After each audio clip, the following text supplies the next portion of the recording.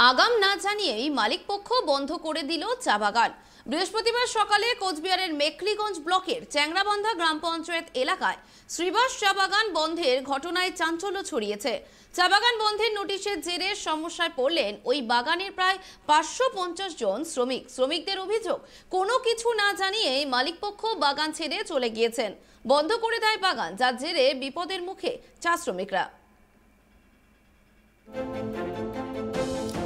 আগাম না জানিয়ে মালিকপক্ষ বন্ধ করে দিল চা বাগান। বৃহস্পতিবার সকালে কোচবিহারের মেখলিগঞ্জ ব্লকের চ্যাংরাবান্ধা গ্রাম পঞ্চায়েত এলাকার শ্রীবাস চা বাগান বন্ধে এই ঘটনায় চাঞ্চল্য ছড়িয়েছে। এই ঘটনায় বেকার হয়ে গেলেন ওই বাগানের প্রায় 550 জন শ্রমিক।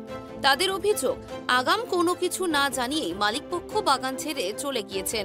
বুধবার রাতে বাগানের অফিসের বাইরে মালিকপক্ষের তরফে একটি নোটিশ ঝুলিয়ে দেওয়া হয়। বৃহস্পতিবার সকালে নোটিশটি শ্রমিকদের নজরে আসতেই বাগান বন্ধের বিষয়টি তারা জানতে পারেন। এরপরেই শ্রমিক পরিবারগুলির মধ্যে উদ্বেগ ছড়িয়ে পড়ে। তাদের তরফে জানানো হয়েছে, শ্রমিকদের 21 দিনের এবং সাব স্টাফদের 1 মাস 21 দিনের পারিশ্রমিক বকেয়া রেখে বাগান লকআউট ঘোষণা করা হয়েছে। বাগান বন্ধ হয়ে যাওয়ায় শ্রমিকরা মালিকপক্ষের বিরুদ্ধে ক্ষোভ উগরে দিতে থাকেন। বিষয়টি আলোচনা করতে নিজেদের মধ্যে বৈঠকেও বসেন।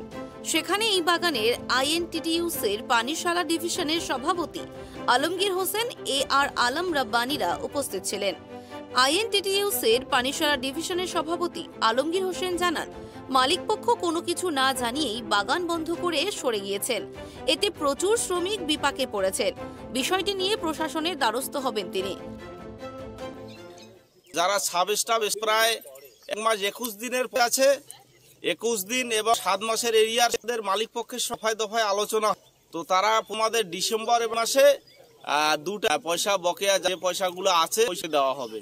এবার হঠাৎ করে দিয়ে বাগান লোকাট যারা এখানে তারা প্রশাসন লেভেলে আমরা আমাদের যে তাদের সঙ্গে যোগাযোগ করব এবং আমরা চাইবো অতি সত্বর যেন বাগানটাকে খোলা যায়।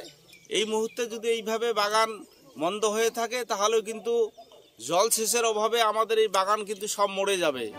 এই ঘটনার পরে বাগানের ম্যানেজার বিদ্যুৎ ঘোষের সঙ্গে মোবাইলে একাধিকবার যোগাযোগের চেষ্টা করলেও তিনি কিছুই বলতে চাননি।